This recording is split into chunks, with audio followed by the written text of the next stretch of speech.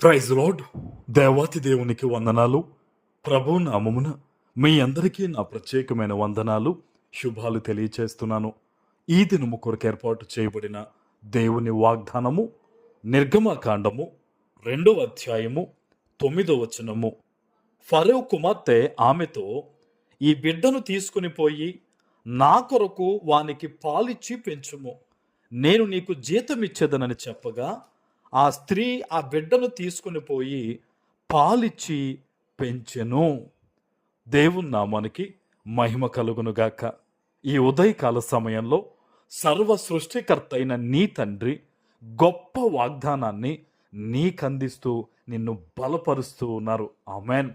ఎంత గొప్ప వాగ్దానం అంటే ఇది! ఏ తల్లైతే ఆ ఫరో కుమార్తె నా కొరకు ఈ బిడ్డను పాలిచ్చు పెంచు అని అన్నదో, ఆ ఫరో కుమార్తె, ఆ తండ్రే, ఆ కుమార్తె యొక్క తండ్రే, ఆ ఫరోయే మగపిల్లలు పుడితే చంపేయమని ఆజ్ఞాపించాడు అక్కడ మంత్రసానులకి. భయంకరమైన పరిస్థితుల్లో మోషే యొక్క తల్లి తండ్రి కూడా మోషేని ఆ చిన్ననాటి సమయంలో 3 నెలలు దాచిపెట్టి పెంచారు. ఆ తల్లి ఎంతో దుఃఖముతో ప్రార్థనాపూర్వకంగా జ్ఞానంగా ఒక జమ్ము పెట్టెలో పెట్టి అక్కడ వదిలిపెట్టడం, అద్భుతమైన రీతిలో దేవుడు కార్యము చేసి, ఏ తల్లి అయితే బిడ్డను విడిచిపెట్టుకుందో అదే తల్లికి మరలా ఆ బిడ్డను చేర్చి అధికారంగా అక్కడ నిలబెట్టి ప్రతి నెల కూడా జీతం ఇచ్చి పెంచే విధంగా అద్భుతమైన కార్యము దేవుడు ఆనాడు మోషే పట్ల, ఆ తల్లి పట్ల జరిగించాడండి. ఈరోజు ఇదే గొప్ప వాగ్దానాన్ని దేవునికి ఇస్తున్నాడు. నీ జీవితంలో కూడా ఎటు చూసినా ప్రతికూల పరిస్థితులే కనిపిస్తున్నాయా? నువ్వెంత మంచిగా ఉంటున్నా నీ చుట్టూ ఉన్నవారు నీ మీద అసహ్యంగానే ఉంటూ ఉన్నారా? నీ మీద నిందలు వేస్తూ ఉన్నారా? ముందుకు అడుగు వెయ్యలేని పరిస్థితుల్లో ఉన్నావా? ఈరోజు దేవుడి వాగ్దానం ద్వారా మాట్లాడుతున్నాడు.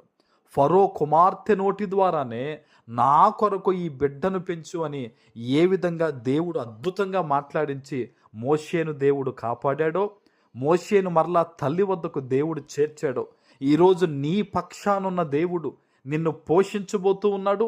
ప్రతికూల పరిస్థితులన్నీ దేవుడు నీ కోసం అనుకూలంగా మార్చబోతూ ఉన్నాడు. హల్లెలూయా.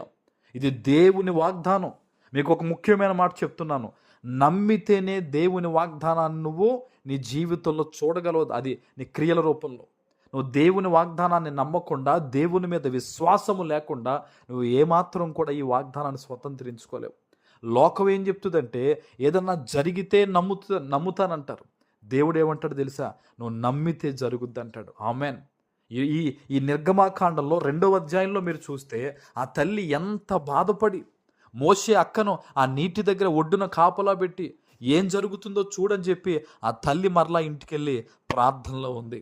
అందుకనే దేవుడు అద్భుతమైన రీతిలో మరలా బిడ్డను ఏం చేశాడండి? తల్లి ఒడికి చేర్చాడు. ఈరోజు నీ కుటుంబాన్ని దేవుడు మరలా కడతాడు. నీ బిడ్డలు ఆత్మీయంగా దూరం అయిపోయి ఉంటే మరలా దేవుడు దగ్గర చేస్తాడు. పోయిన ప్రతిదానికి దేవుడు నీకు మరలా వెనక్కిస్తాడు. ఆయన మీద విశ్వాసం ఉంచి ప్రార్థన చేయి. అపవాది నీతో చెప్తున్న మాట కాదు, దేవుని వాక్యము నీ హృదయాన్ని తాకుతుంది ఉదయం. ఆ వాక్యాన్ని నమ్ము. ఏ పరిస్థితుల గురించి దేవుడు ఈరోజు నీకు వాగ్దానం ఇచ్చాడు, ప్రతికూల పరిస్థితులను నీకు అనుకూలంగా మారుస్తానని ఆయన వాగ్దానం ద్వారా నీతో మాట్లాడాడు. నువ్వు నమ్మి ఈరోజు ఈ వాగ్దానం ఎత్తిపెట్టి ప్రార్థన చేయి. ప్రభువా, ఇదిగో నాకు వ్యతిరేకంగా ఉన్న పరిస్థితి యేసు నామములో ఈరోజు నాకు అనుకూలంగా మారునుగాక అని నువ్వు ప్రవచించు. అద్భుతం నీ జీవితంలో జరుగుతుంది. ఆమేన్. ప్రార్థన చేసుకుందాం. పరిశుద్ధుడా, ప్రేమ కలిగిన తండ్రి, మీకు వందనాలు. ఈ ఉదయకాల సమయంలో మీరు ఇచ్చిన ఈ గొప్ప వాగ్దానము ప్రతి బిడ్డ జీవితంలో నెరవేర్చి స్థిరపరచమని యేసు నామమున ప్రార్థిస్తున్నాను తండ్రి. ఆమెన్.